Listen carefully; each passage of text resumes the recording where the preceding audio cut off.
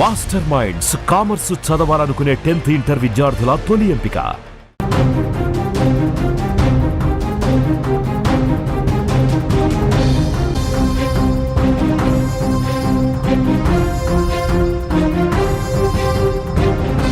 So breaking news చూస్తున్నాం. హైదరాబాద్లోని జీడీ మెట్రోలో జరిగినటువంటి ఈ దారుణం గురించి ప్రతి ఒక్కరు కూడా చెల్లించిపోతున్నారు.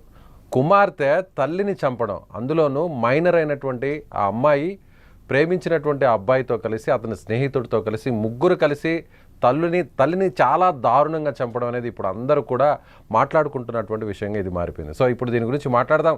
అసలు నిజంగా వాళ్ళ మానసిక స్థితి ఎలా ఉంటుంది, ఆ వయసులో 10th క్లాస్ చదివేటువంటి ఆ అమ్మాయి మానసిక స్థితి, అలాగే అమ్మాయితో కలిసి చంపినటువంటి ఇద్దరు మైనర్ల మానసిక స్థితి ఎలా ఉంటుంది?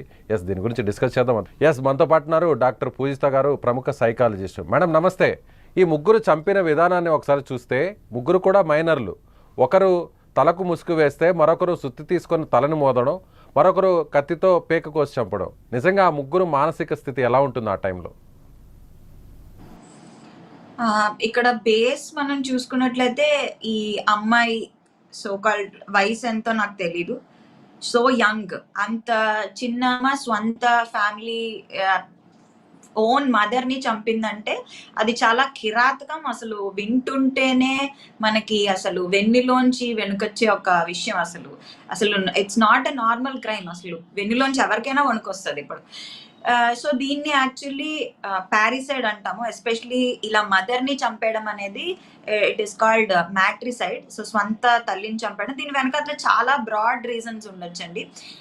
ఒకటి, వాళ్ళ ఫ్యామిలీ హిస్టరీ ఏంటి, అంటే వాళ్ళ ఇంట్లో వైలెన్స్ ఉందా, అంటే మదర్ కానీ అండర్స్టాండింగ్ గా లేదా టూ మచ్ కంట్రోలింగ్ గా ఉందా అనేది ఒక విషయం. నిజంగా ఆవిడ నుంచి నిజంగా is the mother very unkind and very cruel, అంటే మదర్ తాలూకా తప్పేమైనా ఉందా, పిల్లలకి ఫ్రీడమ్ ఇవ్వకుండా విపరీతంగా కంట్రోల్ చేసేసి నీడ్స్ అన్నిటినీ పట్టించుకోకుండా ఉన్నారా అనేది ఒక విషయం.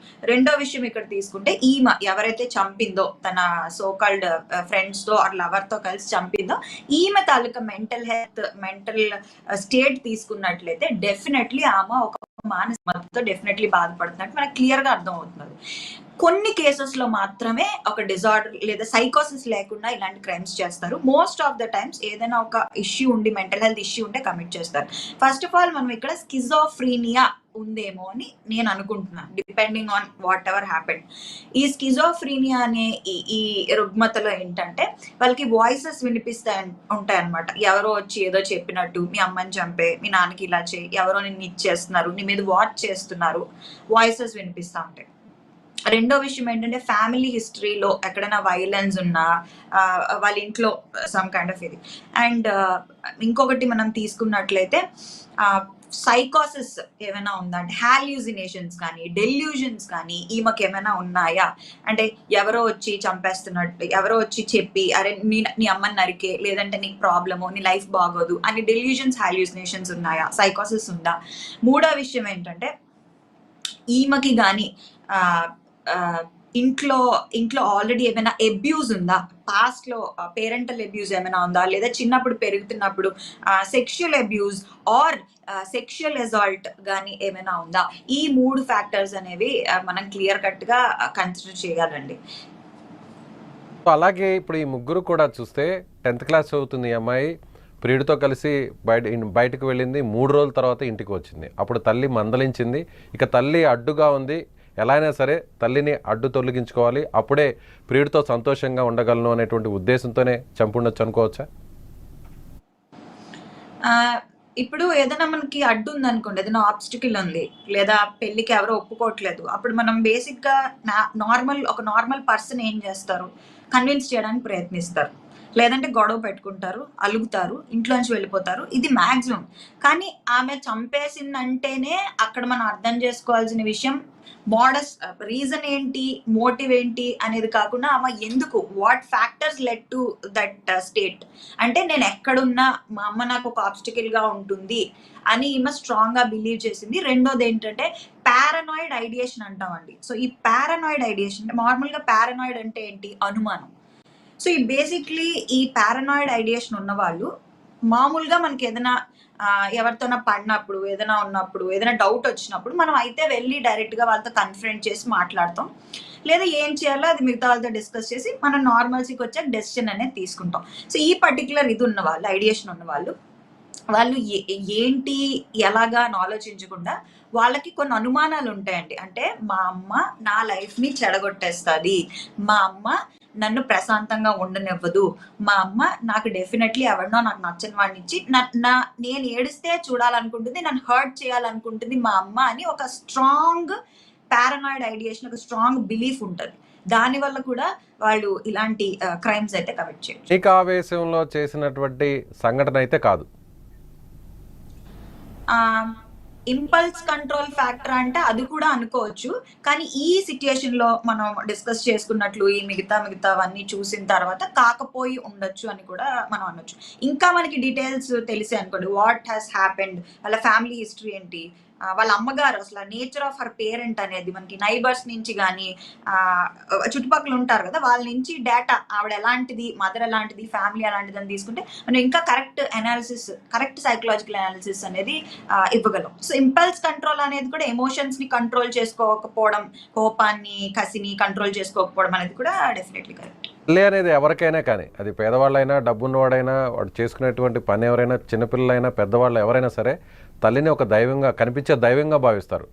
అలాంటి ఆలోచనతో ఉండేటువంటి ఆ అమ్మాయికి ఒక్కసారిగా తల్లిని చంపాలి అనేటువంటి ఆలోచన వచ్చిందంటే ఖచ్చితంగా మానసిక రుగ్మత, మానసిక జబ్బు, అలాగే ప్రియుడిని దూరం చేస్తుందేమో, ప్రియుడిని ఇంక పొందలేనేమో, అడ్డుగా ఉందేమో అనేటువంటి ఒక ఆలోచనే దేవతలా భావించే తల్లినే చంపాలనుకునే నిర్ణయానికి తీసుకొచ్చింది అనుకోవచ్చా?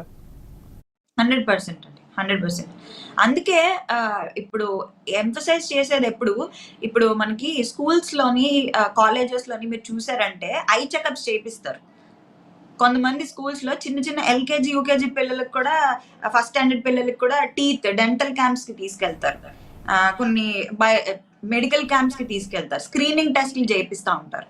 సో ఇప్పుడు మేము పదే చెప్తున్నాం. మళ్ళీ ఇప్పుడు నేను taking this as a platform నేను మళ్ళీ అందరికీ చెప్తున్నాను. మీ సైకలాజికల్ స్టేట్ ఎలా ఉంది?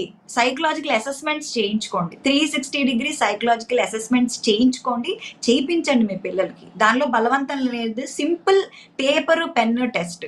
అది ఒక పేరెంట్ వాళ్ళ కోసం ఫీల్ చేయొచ్చు, లేదా వాళ్ళ పూజిత గారు, అది ఎలాగో ప్రాథమికంగా ఇప్పుడు ఈ వీడియోని చూస్తున్నటువంటి తల్లిదండ్రులు ఎవరైనా సరే పిల్లల మానసిక స్థితి కరెక్ట్గా ఉందా లేదా అని ఒకసారి చెక్ చేసుకోవడం కోసం ప్రాథమికంగా ఎలాంటి పరీక్షలు చేయాలంటారు? అంటే ఇంట్లోనే తల్లిదండ్రులే వాళ్ళకి తెలియకుండా పిల్లల్ని ఎలాంటి మానసిక స్థితి ఉంది కనుక్కోవాలంటే ఏం చేయాలంటారు? ఇప్పుడు ఓవర్లీ సోషల్లీ విత్డ్రా అయిపోవడం, ఎవరితోని మాట్లాడకపోవడం, అస్సలు వాళ్ళ బేసిక్ నేచర్ అండి. ఇక్కడ nature of a child is very important. ఇప్పుడు ఒక రూల్ నేను ఇప్పుడు చెప్పేస్తాను, ఒక కండిషన్ నేను చెప్పేస్తాను, అది అందరి పిల్లలకి వర్తించదండి. ఇక్కడ మనం అది కొంచెం అర్థం చేసుకోగలగాలి. ఎందుకంటే every kid is different, every child is different, every teenager is different. వాళ్ళ పరిస్థితులు బట్టి, వాళ్ళ కల్చరల్ బ్యాక్గ్రౌండ్ బట్టి, వాళ్ళ ప్లేస్. ఇప్పుడు హైదరాబాద్ నుంచి వచ్చిన అడాలసెంట్ టీనేజర్ ఒకలా ఉంటారు. ఇప్పుడు మీరు ఢిల్లీ నుంచి తీసుకున్న టీనేజర్ ఒకలా ఉంటారు. వాళ్ళ కల్చరల్ వాల్యూస్ వేరు, వాళ్ళ లైఫ్ స్టైల్ ఫ్యాక్టర్స్ వేరు.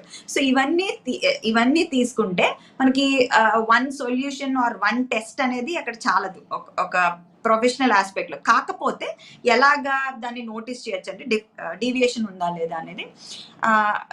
ఎనీథింగ్ ఓవర్గా రూమ్ లోనే ఉండిపోవడము విపరీతంగా, అది చాలా మంది చేస్తున్నారు ఇప్పుడు. బట్ అస్సలు బయటికి రాకుండా, అస్సలు ఎవరితో మాట్లాడకుండా ఉండడము. రెండోది సడన్ గా ఏడవడము, ఎక్కువగా పడుకోవడము, లేదంటే తక్కువగా పడుకోవడము, ఓవర్గా తినడము, లేదా అండర్ ఈటింగ్, తక్కువగా తినడము. సో ఇవి mood swings, high mood swings.